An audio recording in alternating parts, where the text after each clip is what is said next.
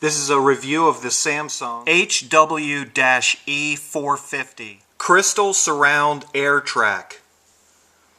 So it is a sound bar designed to be installed right below a flat panel television, and we're going to take a look at how this performs. Brought to you by the website www.allabouthomeelectronics.com.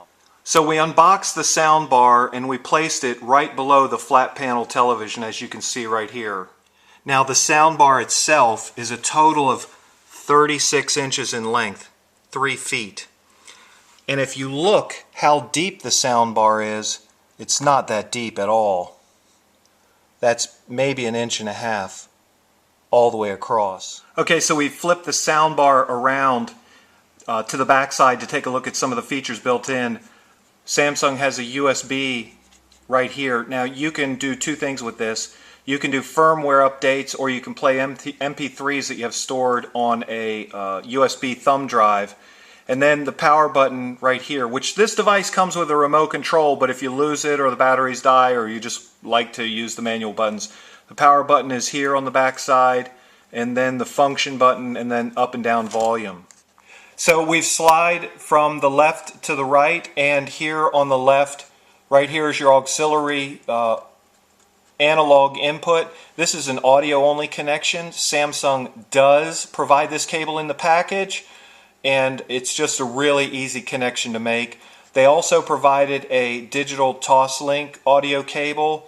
Now you can plug a source in here, and you can plug an alternate source in here, and with the remote control or that function button I just told you about, you can toggle between two different sources. So you could put a gaming console here with the Toslink, and you can put a CD player or your TV or your cable or satellite set-top box right here, whatever your preference is. Okay, we look a little farther down the line on the soundbar. It has an HDMI input and an HDMI output. So what you could do, if you have a cable or satellite set-top box, you can connect that to the soundbar using HDMI, and then take the HDMI out and connect it to your television.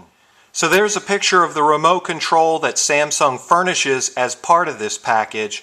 This Samsung remote control will in fact control a Samsung brand television, and there are a couple of features that you can activate once you've properly connected this soundbar to your equipment that allow the soundbar to power up at the same time you turn your TV on, regardless of the brand of the television.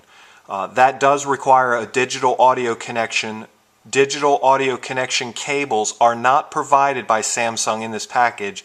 You have to purchase them separately, but they are very commonly available cables, and you can typically purchase those cables at the same time you're purchasing this soundbar. Now you can go to a local big box retailer, or you can purchase this online, but please do note, we make a recommendation that you purchase the digital connection cables, because we've found the soundbar performs much better with the digital connection. We'll talk about that in a second. Okay, so you're taking a look at the subwoofer. This is a wireless subwoofer that comes part of the package.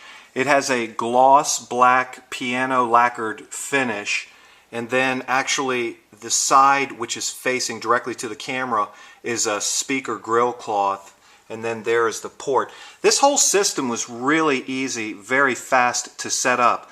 The first thing we did when we unpackaged the subwoofer is we just plugged it into the electrical receptacle, as you see here, and that's it. We walked away. So when we turned the soundbar on, the soundbar and the subwoofer automatically linked to each other, wirelessly of course.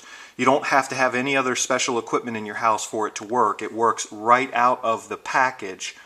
And there's nothing else to set up on the subwoofer, yet the remote control allows you to control the volume of the subwoofer. So if you want a louder thump, you can turn the volume of the subwoofer up, and if you don't want too much thump, because that's your preference, you can turn the subwoofer down.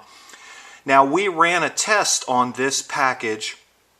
We tested it with a news program, sporting program, a streaming online high definition action thriller movie, and a music DVD. And I'll tell you, this package performed quite well. The price point is just in the low few $100s. But for that investment, this was far superior than the speakers built into the flat panel screen television. The movie was thrilling and exciting. There was a lot of movement in the sound field produced by the soundbar and the subwoofer.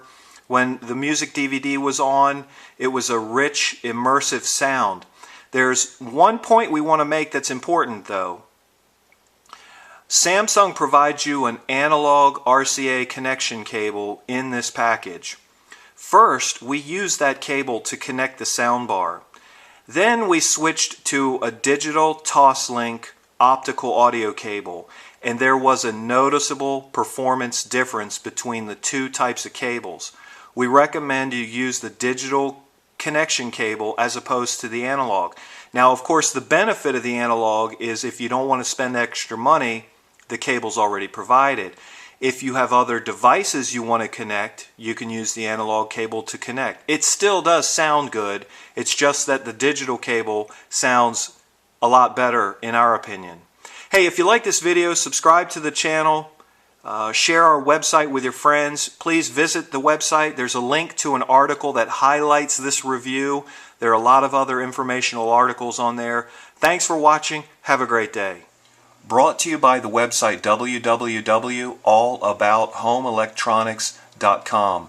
For more information on this topic or other topics pertaining to home electronics, visit the website by clicking the link located directly below this video.